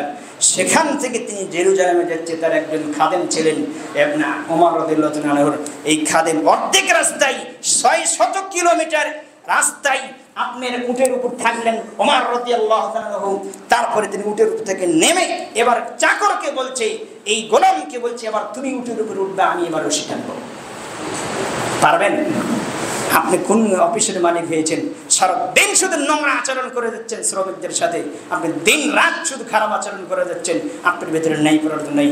একটা শ্রমিকের প্রতি, আপনার সন্তানের প্রতি, আপনার স্ত্রীর প্রতি যদি ন্যায় পরায়ণতা বিন্দু মাত্র বেগনতা ঘটান, তাহলে এই সালাত আপনাকে জাহান্নামে ছাড়া কোথাও নিয়ে যাবে না। এই সালাত আপনার উপকারে আসবে না। কারণ আল্লাহ বলেছেন, আমি ন্যায়পরায়ণ ভাবে বিচার করব। যেই মানুষটা সমাজে বিচার পায়নি, যেই মানুষটা ঘরে বিচার পায়নি, যে মানুষটা রাষ্ট্রে বিচার পায়নি, ন্যায়পরায়ণ বিচার পায়নি, সেই মানুষ যখন কোথাও বিচার পায়নি, জমিনে চেয়ারম্যান মেম্বারের কাছে কোথাও পায়নি, সেই মানুষ যখন আমি আল্লাহর কাছে চলে আসবে বিচারের মাঠে, আমি আল্লাহ যদি ন্যায়পরায়ণ ভাবে বিচার না করে দেই, তাহলে আমি আল্লাহ মৃত্যু, আমি ন্যায়পরায়ণ ভাবে বিচার করে দেব। এই বিচারে যে ফলাফল আসবে, তাতে যদি তুমি জাহান্নামে যাও, তুমি নামাজ পড়ছো না তুমি হজ করছো, আমি আল্লাহ ওটা দেখবো না। কারণ আমি কোনো বান্দার প্রতি বিন্দু মাত্র জুলুম করবো না। তুমি নামাজি হও, তুমি হাজি হও, তুমি গাজী হও, তুমি যেই হোক না কেন, তুমি যদি কারোর সাথে জুলুম করে থাকো বিন্দু মাত্র, তুমি জুলুমের ফলাফল আমি আল্লাহ ন্যায় বিচার করে দেব। ন্যায় বিচারের ফলাফল যদি সে জান্নাতি হয়, তুমি নামাজি ব্যক্তি যদি জাহান্নামে হয়ে যাও, আমার কিছু যায় আসে না। আল্লাহ হচ্ছেন ন্যায়পরায়ণ। সেই ওমর বলছেন যে অর্ধেক রাস্তায় গোলাম চললো, আর অর্ধেক রাস্তা আপনার ওমর রাদিয়াল্লাহু আনহু রশি টানলেন। তো অর্ধেক রাস্তা গোলামকে আপনার উটের উপর তুলে দিলেন, আর অর্ধেক রাস্তায় 600 কিলোমিটার রশি টানলেন ওমর। এবং তিনি প্রমাণ করে দিলেন, বিশুদ্ধ সূত্রে পাওয়া যায়, যেটা ওমর বলছেন যে আমি কেন গোলামকে উটের উপর তুলে দিয়ে আমি রশি টানলাম জানো? আমি কেন চেনেছি জানো? আমি ওমরের ভিতরে কোনো কিছুর কমতি ছিল না। যে ওমরের বিষয়ে আল্লাহ নবী বলছেন 10 জন আশারে মুবাশশিরা জান্নাতি সাহাবীর ভিতরে আমি একজন, ওমর জান্নাতি সাহাবী, আল্লাহ নবী ঘোষণা করেছেন। কিন্তু আমি এই গোলামের সাথে এই আচরণ কেন করেছি জানো? আমি ওমর শতভাগের ভিতরে শতভাগ ন্যায়পরায়ণশীল, এই জন্য অর্ধ জাহানের খলিফা ছিলেন। ন্যায়পরায়ণতা দিয়েই আপনার দায়িত্ব পাওয়া যায়। আজকে ইসলামী যত রাজনীতি দেখছেন, যারাই রাজনীতি করছে ইসলামের নাম দিয়ে, সেটা আলেম হোক আর যাই হোক না কেন, আমি আপনাকে লিখেও দিতে পারবো কারো ভিতরে সেই যোগ্যতা নাই রাষ্ট্র চালানোর জন্য। কারণ এই কথা কেন বললেন? কারণ কারো ভিতরে ন্যায়পরায়ণতা নেই। কথা ঠিক কিনা? কোনো আলেমের ভিতরে, কোনো সাধারণ কোনো নেতার কারো ভিতরে ন্যায় নেই, খালি সুযোগ খুঁজে খেয়ে, খালি আত্মসাৎ করবে।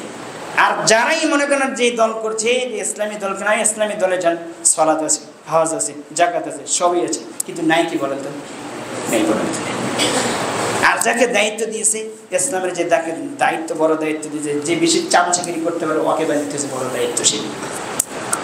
আপনি ওকে দিয়ে ইসলাম কায়েম হবে, আর এরাই মানে দাবি করতেছে রাষ্ট্র পর্যায়ে ক্ষমতা যেতে হবে। জি না, কিয়ামত পর্যন্ত আপনার সাথে চ্যালেঞ্জ থাকলো, যতক্ষণ পর্যন্ত আপনার ভিতরে ন্যায়পরায়ণতা না আসবে, ততক্ষণ পর্যন্ত ইসলাম আপনি কায়েম করতে পারবেন অসম্ভব। কারণ ন্যায়পরায়ণতা দিয়ে ইসলাম বিজয়ী হবে। আপনি তাকিয়ে দেখেন যে আমি একটা হাদিস আপনাকে আমি শুনে আলোচনা শেষ করে দেব। ওহির অধ্যায় খুলবেন, 7 নম্বর হাদিস, ওই সূচনা, ওই অধ্যায়ে একটা হাদিস পাবেন, বিশাল বড় হাদিস। হাদিসের মাঝখানে একটা টুকরো আমি বলছি। আবু সুফিয়ান রাদিয়াল্লাহু তাআলা নাম শুনছেন না? আবু সুফিয়ান রাদিয়াল্লাহু তাআলা 20 বছর পরে ইসলাম গ্রহণ করেছে। 10 বছর মক্কি জীবন, 10 বছর মদিনা জীবন, 10 বছর মক্কায় থেকে আল্লাহর নবী চলে গেলেন মদিনায়, 10 বছর সেখানে মদিনায় 10 বছর, 20 বছর যখন মক্কা বিজয় হয় তখন ইসলাম গ্রহণ করেছেন আবু সুফিয়ান। নবুয়তের 20 বছর পরে ইসলাম গ্রহণ করতেছে কে? আবু সুফিয়ান রাদিয়াল্লাহু তাআলা। আগে কিন্তু তিনি মুশরিক ছিলেন, আগে তিনি কাফের ছিলেন, এবং মুহাম্মদ সাল্লাল্লাহু আলাইহি ওয়াসাল্লামের সাথে 20 বছর যাবত মারামারি করেছেন, যুদ্ধ করেছেন, এবং মুহাম্মদ সাল্লাল্লাহু আলাইহি ওয়াসাল্লামকে হত্যা করার জন্য কত সৈন্যবাহিনী রেডি করেছেন। যখন খন্দকের যুদ্ধ হয় তখন 10,000 সৈন্য দিয়ে আপনার পুরো মদিনাকেই আপনি আবু সুফিয়ান আটক করে রেখেছেন মুহাম্মদ সাল্লাল্লাহু আলাইহি ওয়াসাল্লামকে হত্যা করার জন্য। এই আবু সুফিয়ানকে হেরাক্লিয়াস রোম সম্রাটের যিনি দায়িত্বশীল তিনি এই হেরাক্লিয়াস আপনি আবু সুফিয়ানকে ডাকলেন জেরুজালেমে, ডেকে বলছেন বলো তো মুহাম্মদ সাল্লাল্লাহু আলাইহি ওয়াসাল্লাম কেমন ব্যক্তি ছিলেন, তিনি কি কেমন, তার বিষয়ে তুমি কিছু কথা বলো। আবু সুফিয়ান বলছেন সহিহ বুখারী খুলে দেখবেন, সেখানে বলছে আবু সুফিয়ান বলতেছে যে আমার যদি মিথ্যে বলাটা যদি আমার ভিতরে লজ্জা না থাকতো তাহলে আমি মুহাম্মদ সাল্লাল্লাহু আলাইহি ওয়াসাল্লাম সম্পর্কে সবকিছু বলে দিতাম। কারণ 20 বছর যাবত ধরে তার সাথে শত্রুতা করছে, মুহাম্মদ সাল্লাল্লাহু আলাইহি ওয়াসাল্লামকে হত্যা করার জন্য, মদিনাকে ধ্বংস করে দেওয়ার জন্য সে আবু সুফিয়ানকে জিজ্ঞাসা করছে। এবং হেরাক্লিয়াস বলছে, রোম সম্রাটের নেতা, তিনি বলছেন যে মুহাম্মদ সাল্লাল্লাহু আলাইহি ওয়াসাল্লাম কেমন ব্যক্তি ছিলেন, কেমন মানুষ। তখন তিনি বলছেন যদি আজকে মিথ্যে বলার কোনো সুযোগ থাকতো তাহলে আজকে আমার সুযোগ মুহাম্মদ সাল্লাল্লাহু আলাইহি ওয়াসাল্লাম সম্পর্কে মিথ্যে কথা বলা।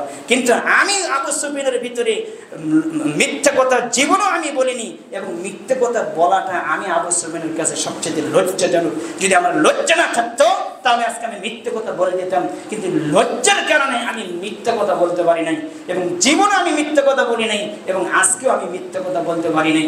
মুহাম্মদ সাল্লাল্লাহু আলাইহি ওয়াসাল্লাম সম্পর্কে যা সত্য আমি তাই বলে দিয়েছি, আমার ভিতরে লজ্জা থাকার কারণে আমি মিথ্যে কথা বলতে পারিনি।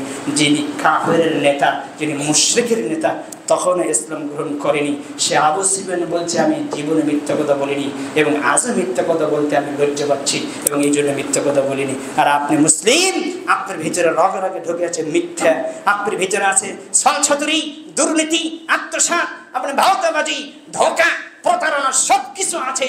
এই কিছু দিয়ে আল্লাহু আকবার সালাতে দাঁড়ালে এই সালাত আপনাকে কোথায় নিয়ে যাবে বলেন? কি আছে আপনার ভিতরে, আপনাকে দেখানো।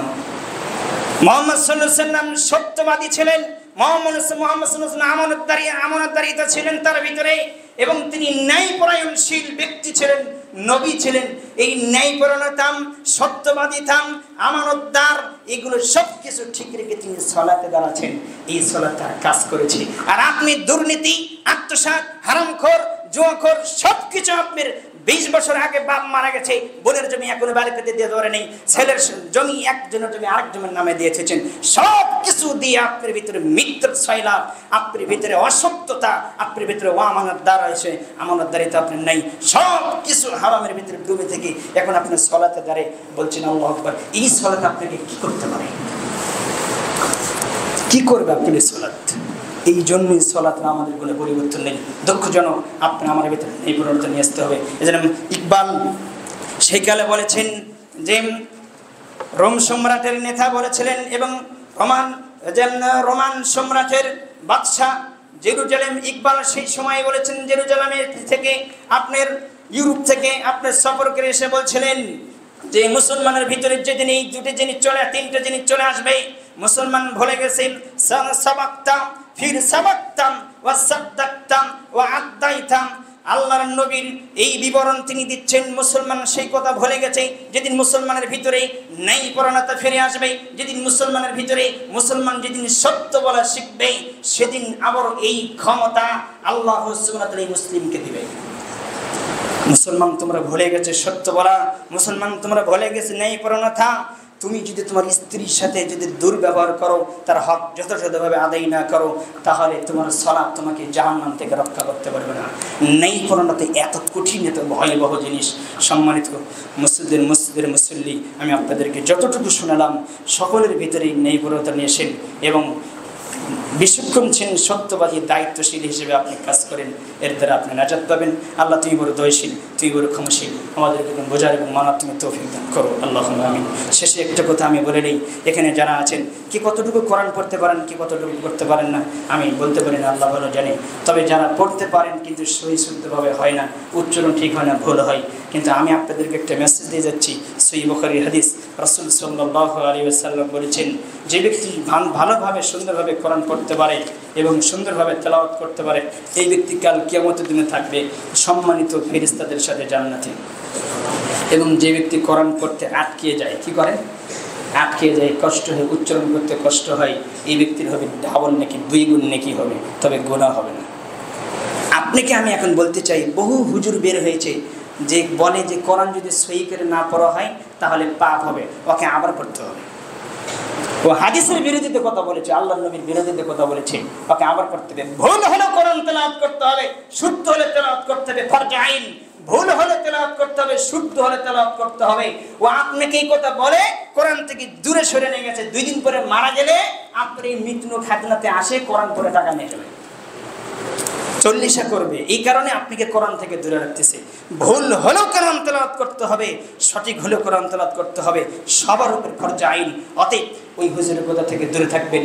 ও ভাতবাজি পড়াশোনা করে নাই, আল্লাহ নবীর নামে মিথ্যা কথা বলেছে, 7 লাগাতে কোরআন পড়া যায়, ও এটা জানে না। ও শুধু জানে সেইভাবে কোরআন তেলাওয়াত করা ফরজ আইন, ও আবার পড়তে হবে।